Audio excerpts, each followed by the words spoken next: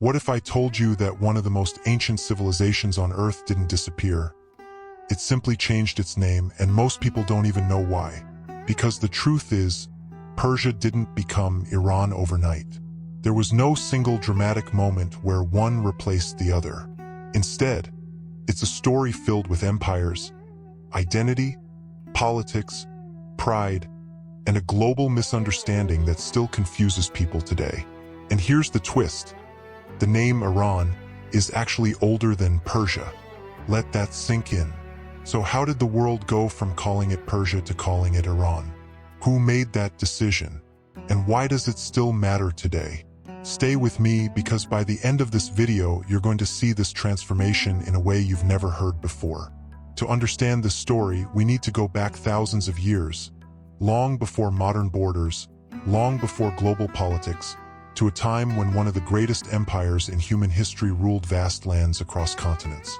We're talking about the empire founded by Cyrus the Great.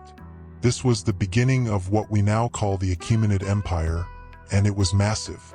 Stretching from parts of Europe to North Africa and deep into Asia, it was one of the largest empires the world had ever seen. But here's the important part. The people who lived there didn't call their land Persia. They called it something else. They called it Iran. The word Iran comes from Aryanam, meaning land of the Aryans.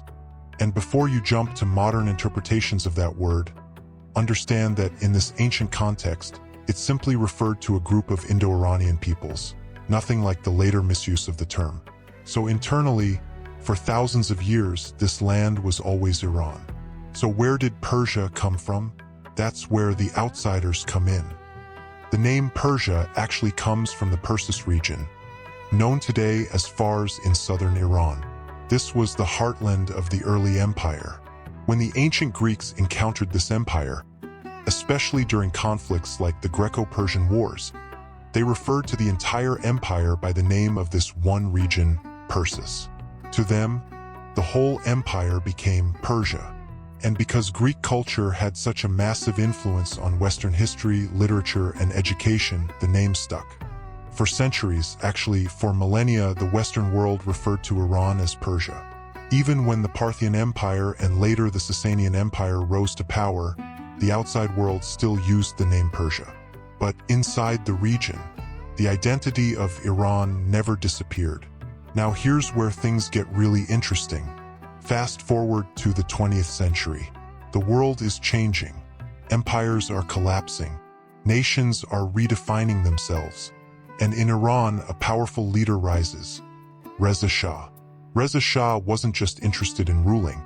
He wanted to modernize the country, strengthen national identity, and reshape how Iran was seen both internally and internationally.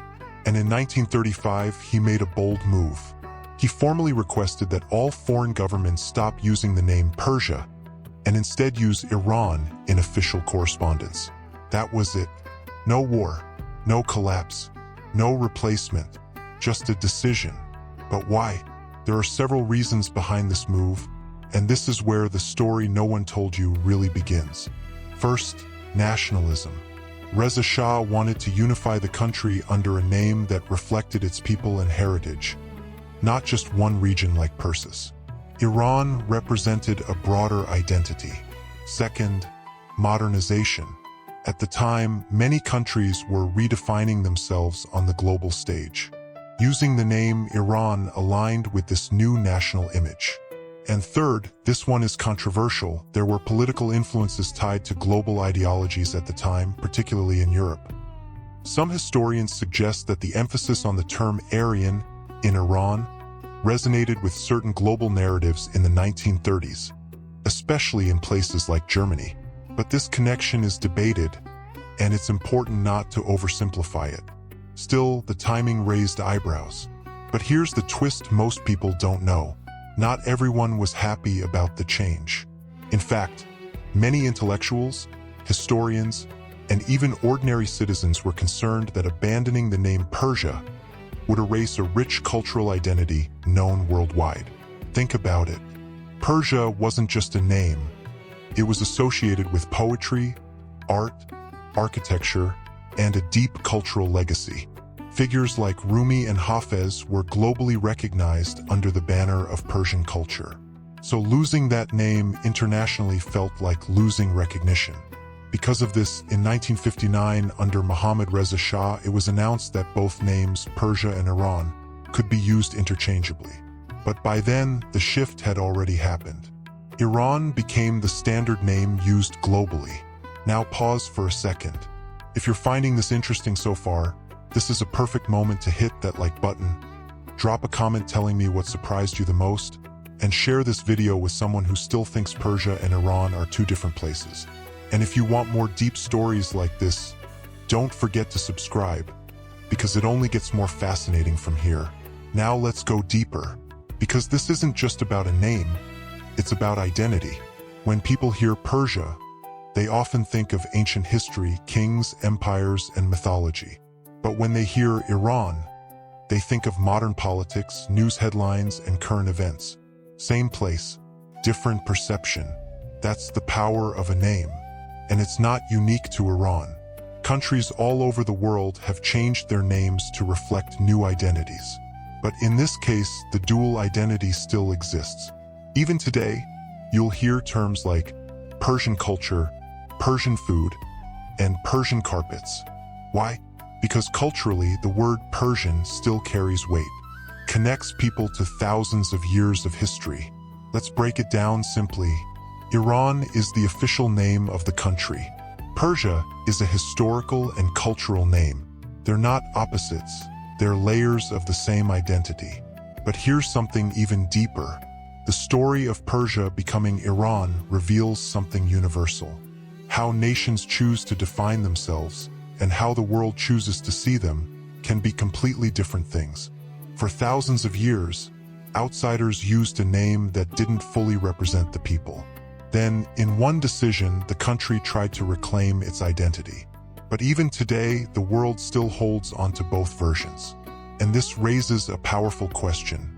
Who gets to name a nation?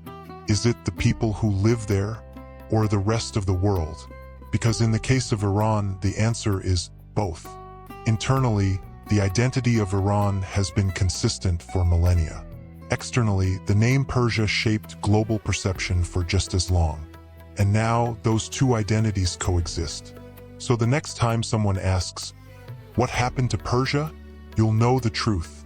It didn't disappear. It didn't fall. It didn't turn into something else.